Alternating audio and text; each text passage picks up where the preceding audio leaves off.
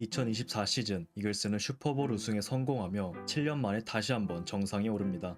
뛰어난 공수 밸런스와 강력한 로스터 파워를 자랑했고, 특히 러닝백 세이컨 바클리 영입과 오펜시브 코디네이터 켈렌 무어 그리고 디펜시브 코디네이터 빅판지오 선임은 이 팀의 성공 기반이었습니다. 그렇게 정상에 오른 이글스는 코치진 유출을 피할 수 없었습니다. 팀의 오펜스를 이끌었던 오펜시브 코디네이터 켈렌 무어가 세인츠 헤드코치로 선임된 것이죠. 이에 따라 이글스는 공석이 된 오펜시브 코디네이터 자리에 오랜 기간 닉 시리아니와 함께했던 케빈 파툴로를 선임합니다. 하지만 이글스는 25시즌 파툴로 체제 하에서 크게 흔들립니다. 24시즌과 비교했을 때 득점과 야드 전진 등 대부분의 지표가 하락했고, 슈퍼볼 우승을 차지했던 위력적인 오펜스는 한 시즌 만에 실종됐습니다. 답답한 경기력이 반복되자 선수들은 공개적으로 불만을 드러냈고, 언론은 집중 공격했죠. 결국 이글스는 11승 6패로 NFC 동부 디비전 우승을 차지했지만 와일드카드 라운드에서 샌프란시스코에게 패배하며 허무하게 시즌을 마무리했습니다. 겉으로 보면 나쁘지 않은 시즌처럼 보이지만 오펜스 퍼포먼스는 눈에 띄게 하락했고, 반드시 변화가 필요해 보였습니다.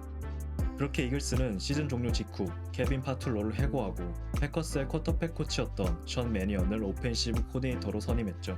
이로써 제일런 허츠는 선발 데뷔 후 5번째 오펜시브 코디네이터와 새 시즌을 준비하게 됐습니다. 그럼 이번 시간엔 작년 이글스 오펜스는 무엇이 문제였는지 돌아보고, 다가오는 시즌 이글스 오펜스는 어떻게 바뀔지 살펴보도록 하겠습니다. 이글스 오펜스의 첫 번째 문제는 역시 러싱이었습니다. 모든 팀들은 우선적으로 세이컨 바클리를 막겠다는 게임 플랜을 가져왔죠. 상대 팀들은 후방을 포기하고 박스에서 수적 우위를 점하기 시작했습니다. 이는 닉 시리아니 체제에서 가장 높은 수치였죠. 상대의 대응 방식이 달라졌을 뿐만 아니라 오펜스에서도 균열이 생겼습니다. 런블라킹에 크게 기여했던 메카이 벡튼이 팀을 떠나면서 자리를 이어받은 타일러 스틴의 런블라킹은 일관성이 떨어졌고, 라이트 태클 레인 존슨 역시 부상으로 신음하면서 오펜시브 라인의 오른쪽이 크게 흔들렸습니다. 이는 곧 런게임의 생산성 저하로 직결됐죠. 모든 지표는 작년에 비해 크게 하락했습니다. 특히 세이컨 바클리가 스크리미지 라인 뒤에서 많은 히트를 당했다는 점은 이글스의 런블라킹이 작년에 비해 고전했음을 의미합니다. 러싱도 문제였지만 더 큰 문제는 플레이콜에 있었죠. 플레이콜에 있어서 중요한 것은 시퀀싱입니다. 전의 플레이가 다음 플레이와 연결되어 상대의 반응을 이끌어내고 예측 불가능함을 만들어야 합니다. 같은 포메이션이나 모션에서 다른 플레이가 나오거나 디펜스의 대응을 역이용하는 플레이를 꺼내는 등 상대가 예측할 수 없도록 하는 것이 핵심이죠.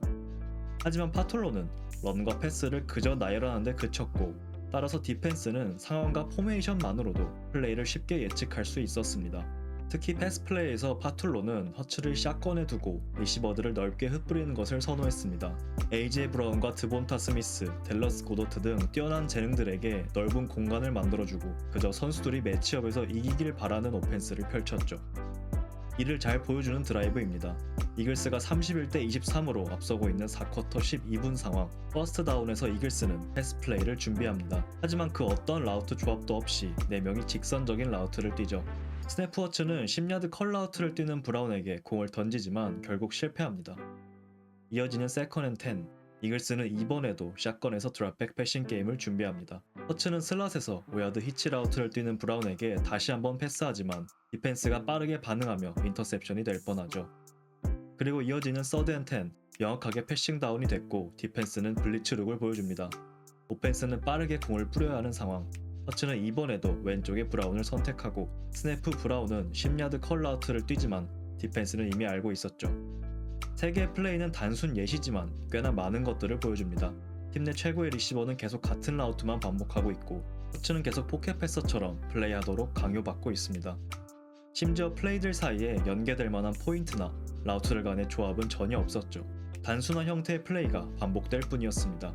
즉, 오펜스 시스템이 선수들을 편하게 해주는 것이 아닌 선수들의 재능에 기대는 구조였고, 선수들이 스스로 살려야 하는 시스템이었던 것이죠. 게다가 디테일도 부족했습니다. 레드존에서 디펜스는 커버 제로 룩을 보여줍니다. 스냅프 블리츠가 들어오고 예상대로 외곽에서 모두 1대1 상황이 생기죠. 하지만 문제는 라우트의 깊이였습니다. 두 선수의 라우트가 겹치면서 허츠의 패스가 앞 선수에게 걸리고 말죠. 한 명은 더 얕은 플랫 라우트를, 한 명은 더 깊은 아웃 라우트를 뛰어야 했죠. 라우트의 조합의 디테일이 부족했고 결국 패스 실패로 돌아갑니다. 허츠가 오디블을 통해 플레이를 수정하지만 브라운과 제대로 된 소통이 되지 않습니다. 그렇게 스냅이 시작되고 브라운은 이 플레이에서 아무것도 하지 못하죠. 거기에 더해 슬랏 리시버와 타이트 엔드의 라우트가 겹치는 문제가 다시 발생합니다. 한 명은 라인베커의 앞쪽을 공략하는 라우트를 띄어야 했죠. 그러면서 라인베커에게 이지선단을 강요하는 확실한 컨셉이 필요했습니다. 하지만 디테일은 없었고 결국 4명의 패스캐쳐 중 3명이 플레이에서 지워져 버리고 맙니다. 이렇게 이글스의 오펜스는 플레이와 플레이 간의 연계는 물론이고 한 플레이 내에서의 디테일마저 부족한 문제가 반복됐습니다. 제일런 허츠의 퍼포먼스 역시 이런 상황에서 당연히 하락할 수밖에 없었죠. 에어야드가 10야드 이상인 다운필드 패스의 성공률은 흔들렸고 그의 뛰어난 운동 능력을 활용하지 못하고 오히려 포켓 패서처럼 쓰는 이 오펜스는 맞지 않는 옷이었습니다. 이글스는 곧바로 변화를 선택했습니다. 새로운 오펜시브 코디네이터로 션 매니언을 선임했죠. 그는 2024년 패커스에서 코칭 커리어를 시작한 만 34살의 어린 코치였습니다. 심지어 플레이 콜링 경험도 전무했죠. 이는 꽤나 파격적인 인사였습니다. 하지만 이글스가 원하는 것은 명확했습니다. 션 맥베이틀의 시스템을 이식함으로써 성장이 정체되어 있는 제일런 허츠를 한 단계 도약시키는 것이죠. 션 매니언은 지난 2년간 멜 라플로의 오펜스는 물론이고 같은 계보인 션 맥베이, 케빈 오코널의 오펜스 또한 NFL 쿼터백으로서 직접 경험했습니다. 이 코치들의 공통점은 다양한 장치들을 통해 쿼터백을 편하게 해주는 시스템을 운영한다는 데 있습니다. 션 매니언은 쿼터백 측면에서 이 오펜스에 대한 높은 이해도를 갖고 있고 이를 바탕으로 허츠의 적응과 발전을 도울 것입니다. 그럼 매니언의 오펜스는 어떤 모습일지 알아보도록 하겠습니다. 예상되는 가장 큰 변화는 언더센터 포메이션과 플레이액션의 확대입니다. 실제로 패커스는 이글스에 비해 언더센터의 비중과 여기서 파생되는 플레이액션의 비중이 높은 팀이었습니다. 매니언은 허츠를 더 자주 언더센터에 두고 플레이액션의 활용을 늘림으로써 지난 시즌 이글스 오펜스에서 부족했던 런과 패스의 연계에 힘쓸 것으로 보입니다. 특히 언더센터에서는 스냅 직후 핸드오프까지 수비수에게 같은 룩으로 보이기 때문에 샷건 포메이션에 비해 수비수들의 움직임을 조작하기 쉽고 자연스레 플레이액션의 효율이 증가하게 됩니다. 또한 블래그 컨셉과 연결되기 용이하기 때문에 쿼터백이 필드의 일부분만을 보고도 쉬운 리드를 할 수 있게 도와주죠. 허츠는 더 이상 포켓 안에서 갇혀서 플레이할 필요가 없을 것입니다. 이러한 변화는 러닝백 세이컨 바클리에게도 적지 않은 영향을 미칩니다. 바클리는 언더센터를 소화하는 것이 러닝백에게 몇 가지 이점이 있다고 언급하면서 샷건에 비해 더 넓은 시야를 확보할 수 있고 더 빠르게 다운힐을 공략할 수 있다는 점을 강조했습니다. 실제로 지난 시즌 바클리가 언더센터에서 러싱을 시도한 비율은 38.6%에 불과했고 이는 150회 이상 러싱을 시도한 33명의 러닝백 중 세 번째로 낮은 수치이기도 했습니다. 자이언츠 시절 잦은 언더센터를 소화했던 점과 지난 시즌 샷건에 비해 언더센터에서 성적이 더 좋았다는 점을 고려하면 이런 변화는 꽤나 긍정적으로 보입니다. 두 번째는 모션 비율의 확대입니다. 이글스의 모션 활용률은 리그 최하위권이었던 데에 반해 패커스는 상위권에 위치했습니다. 특히 라플러의 오펜스에서 모션은 쿼터백을 편하게 해주는 역할을 했죠. 레드존 근처 패커스는 필드 오른쪽에 4명의 선수들을 배치한 후 모션을 통해 선수 1명을 이동시킵니다. 수비가 따라왔고 스냅 전 정렬을 통해 커버 1을 플레이할 것을 예상할 수 있죠. 후방 세이프티가 오른쪽에 치우쳐 있는 것을 확인한 러브는 세이프티를 묶어두기 위해 필드 오른쪽으로 시선 처리를 합니다. 그 사이 필드 왼쪽에 완벽한 1대1 찬스가 났고 러브는 이를 놓치지 않습니다. 이번에 디펜스는 스냅 전 커버 제로, 즉 맨 커버리지임을 보여줍니다. 하지만 패커스는 모션을 통해 선수를 움직이고 디펜스 룩이 변하며 쿼터백은 맨 커버리지가 아닌 존 커버리지임을 알게 되죠. 실제로 디펜스는 커버 6 존 커버리지를 플레이했고 맨 커버리지가 아닌 것을 알아챘던 러브는 빠르게 존 사이를 공략하는 데 성공합니다. 이렇게 모션은 커버리지에 대한 힌트를 제공하는 역할을 했고 특히 샷건 포메이션에서 쿼터백들을 편하게 해주는 장치였습니다. 또한 패커스는 이를 옵션 플레이에도 적극적으로 활용했죠. 스냅 전 오펜스는 왼쪽에 3명의 리시버를 묶어두고 반대쪽엔 2명의 리시버를 배치합니다. 그리고 모션을 통해 순간적으로 4x1을 만들죠.